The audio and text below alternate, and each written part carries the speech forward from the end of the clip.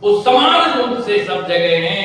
तो आज भगवान संत भेष की ही सेवा की, भगवान का स्वरूप मान करके, तो ठाकुर जी उसी भेष में आए। और ठाकुर जी ने क्या कहा, जलाराम हम तुमसे तुम्हारी पत्नी की सेवा से अति प्रसन्न है।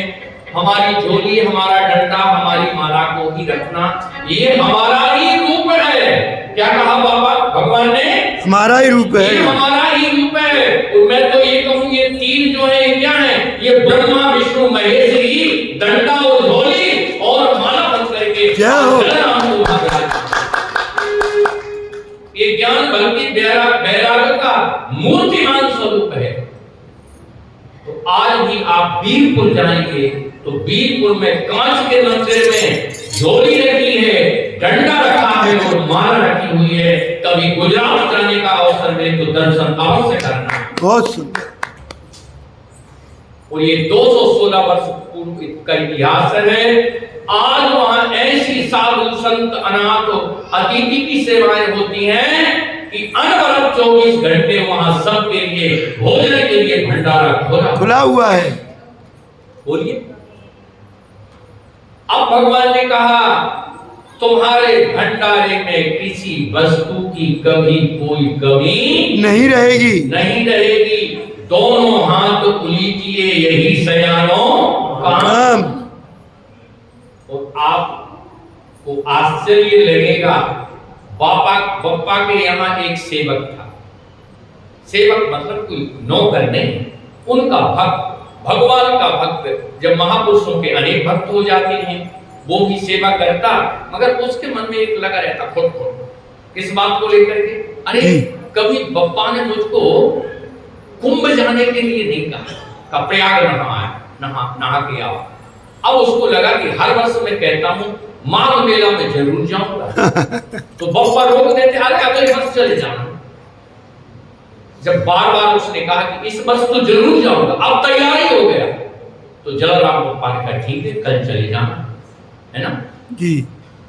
तो वो भी उसको पता था कि अगर दिन निकल आए फिर नहीं जा पाऊंगा, समझ गए। तो जल्दी 2 बजे रात्रि में उठा, स्नान किया। और स्नान किया तो क्या देख रहा है, उस प्रांगण में एक भद्र पुरुष जिनके बड़े सुंदर वस्त्र हैं, उनका विलक्षण सौंदर्य है, प्रतिभा है। झाड़ू क्या लगा रहे, झाड़ू लगा रहे हैं। वो 3 माताओं को देखा, हाँ। जो बड़े बड़े पीतल के कलसियों में जल भर रही, जय हो। झाड़ू पोंछा की सेवा चल रही है। अब उस पे नहीं रहा गया, उसने कहा प्रयाग तो बाद में नाम, पहले इनका परिचय तो करो। भैया आप कौन? तो वो भद्र पुरुष ने कहा हम प्रयागराज। हम प्रयाग, क्या कहा? प्रयागराज हैं हम। आप प्रयागराज? महाराज यहाँ का, यहाँ कैसे पता है? कि जलाराम बप्पा संतों की सेवा करते हैं। जय हो। और हमारा नियम है जो भगवान का स्वरूप मान करके संत सेवा करता है, हम वही झाड़ू लगाए। जय हो। इसने कहा जयराम जी की काय का प्रयागराज? क्योंकि ये माता है कि उन्हीं से उनका परिचय ले। पूछा, एक बड़ी सुंदर माता जी थी, प्रणाम किया, माता जी प्रणाम, आपका परिचय? कि बेटे मैं गंगा। ये सांवली मैया थी, उनसे पूछा माता जी आपका परिचय? बेटा मैं यमुना। एक रक्त वर्ण की माता जी थी, माता जी आपका परिचय? मैं सरस्वती। कहीं हो गया प्रयाग। आज भी वहां वो तीनों बर्तन रखे हुए हैं और वो झाड़ू रखी हुई है। देख लेना कभी जाओ तो कहते हैं वो 3 कलसियों का भी दर्शन होता है, जिन कलसियों में गंगा यमुना सरस्वती वहां जल भरा करती है। जय हो। इसलिए आचार्य तुलसी ने मानस जी में संतों की महिमा में एक सुंदर पंक्ति का गायन किया है। मुद मंगल में संत समान जो, मुद मंगल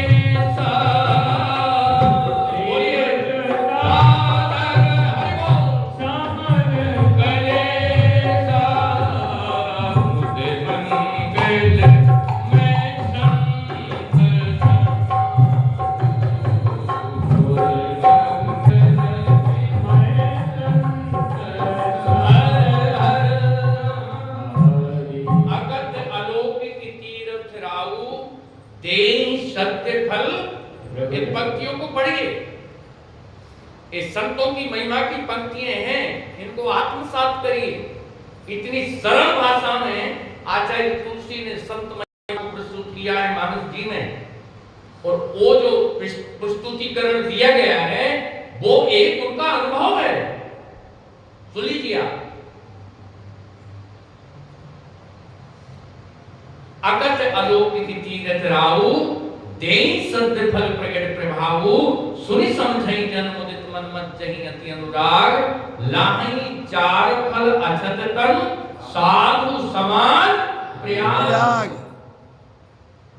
जलराम बप्पा के यहाँ ये निश्चय हो गया कि अब उस सेवक ने कहा कि इसलिए बप्पा कहते थे क्या करोगे प्रयाग जाकर, बोल क्या करोगे प्रयाग जाकर के। ध्यान से सुने, जहां भगवान का भक्त निवास कर सारे तीर्थ वही निवास करते। जय समझे? आप देखिए जबलपुर में वृंदावन कैसे प्रकट हो गया भाई, बोलो कैसे प्रकट हो गया? भक्तों के कारण। जबलपुर की हैसियत को तो देखो जबलपुर वाले, क्यों जी? जबलपुर ने वृंदावन को कैसे प्रकट कर लिया?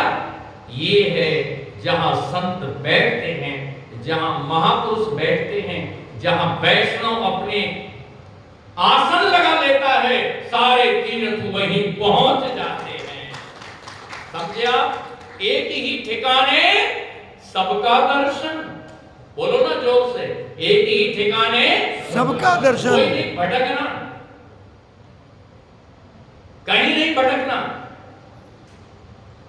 वो सेवक को अब महसूस हुआ कि बप्पा इसलिए मना करते थे बाद में जाना प्रयाग, बोलो। अब बप्पा ने सुबह देखा, क्या हुआ प्रयाग नहीं गए तुम, बोलो। उसने चरण पकड़ लिए, बाबा हो गया प्रयाग, बोलो। यहाँ रोज रोज प्रयाग यही बैठा हुआ है, वो ये इस ठिकाने झाड़ू लगाता है, मैं वहां जाके करूंगा। वो वास्तव में जहां भगवान का भक्त अपना आसन जमाता है, जहां आंख बंद करके नारायण की स्मृति में बढ़ जाता है, श्री राधे। आप उनको स्मरण करके तो देख, क्यों? एक बार स्मरण कर लो, उनको स्मरण तो करो, उनकी याद में डूब करके तो देखो। देखो फिर देखिए आपको स्वयं ऐसा प्रतीत होगा। जब तो राम तीर्थ कहते थे सहनसाय राम, लोग कहते फटीचर, पूरे शरीर पर पूरे कपड़े नहीं कहता है सहनसाय राम, इसलिए वो अपने आप को सहनसाय कहते थे। क्यों? वो भगवान की याद में इतने डूबे थे, इतनी मस्ती होती थी का वो अपने आप को सहनसाय ही मानते थे। क्या वो कहते जिसके कंधे पर हाथ रखते ना प्यार से। एक जापानी ने कहा, बाबा जा तो रहे दूसरे देश में, वहां कोई ठिकाना, कोई परिचय कोई है तो तत्काल उसी के कंधे पर हाथ रख कि तुमसे सबसे पुराना परिचय है हमारा। क्या बात, क्या कहा? तुमसे सबसे पुराना परिचय है। तो बेचारा घबरा गया, मुझसे परिचय। वो वास्तव में जब उन्होंने इतने प्रेम से, इतनी करुणा से उसके कंधे पर हाथ रखा तो उसको भी ऐसा लगा कि इनको मैं बहुत दिन से जानता हूँ। अरे जो भगवान को जान गया वो सबको जान गया, और जो भगवान को नहीं जाना उसने सब जान भी लिया, तो उसका मूल्य क्या है? कुछ नहीं। क्यों? उसने सब कुछ जान लिया और भगवान को नहीं जाना, क्या मूल्य है? वो जलराम बप्पा के साथ एक घटना और जुड़ी हुई जी। कहते हैं एक ब्राह्मण थे, व्यास कथा प्रवक्ता, वो बप्पा से उनकी दोस्ती थी जी।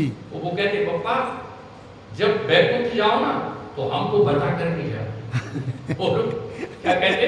हमको बता के जाना। जाओ तो हमको बता करके जाना, साथ साथ चलेंगे। तो कहते हैं वो कथा व्यास जी बैलगाड़ी में बैठ करके कथा के लिए जा रहे थे दूसरे गांव, और आज बप्पा सुंदर पग्गा का पहन करके हेटोना लगा हुआ है, ये भी इनकी गाड़ी सजी हुई है, हाँ। सामने से जलाराम बप्पा की गाड़ी आ रही है और यहाँ से व्यास जी का तांगा जा रहा है और जलाराम बप्पा ने कहा चलो व्यास जी मिल ही गए, कह रहे थे बैकुंठ जाओ तो बता करके जाना, कहा चलो व्यास जी चलते हैं बैकुंठ। अब आप बताइए कोई बैकुंठ कैसे जाता है, घोड़े तांगे पे बैठ कर, बोलिए क्यों जी, चलो व्यास जी चलते हैं बैकुंठ। अब वो व्यास जी को तो मजाक ही लगा कि कहीं बाजार हाट जा रहे होंगे, काय का बैकुंठ, बोलो आदमी साथ शरीर भी गया मगर बैल तांगा के साथ थोड़ी गया, घोड़े तांगा के साथ सही करने गया। वो कहते हैं जब वो व्यास जी कथा कह करके लौट करके आए तो पता लगा जिस दिन बप्पा मिले थे वो कह रहे थे चलो बैकुंठ, उसी दिन उनका शरीर पूरा हुआ। बोलो बाप, जय हो। ये घटना, ये कितनी बड़ी घटना है इस धरती पर। तो आप लाखों भक्तों का इतिहास पढ़िए, ऐसी घटना किसी भक्त के जीवन की आपको पढ़ने को नहीं मिलेगी, नहीं मिलेगी, किसी भक्त की पढ़ने को नहीं मिलेगा।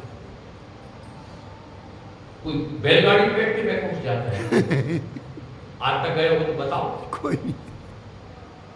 ये जलाराम बप्पा की भक्ति है।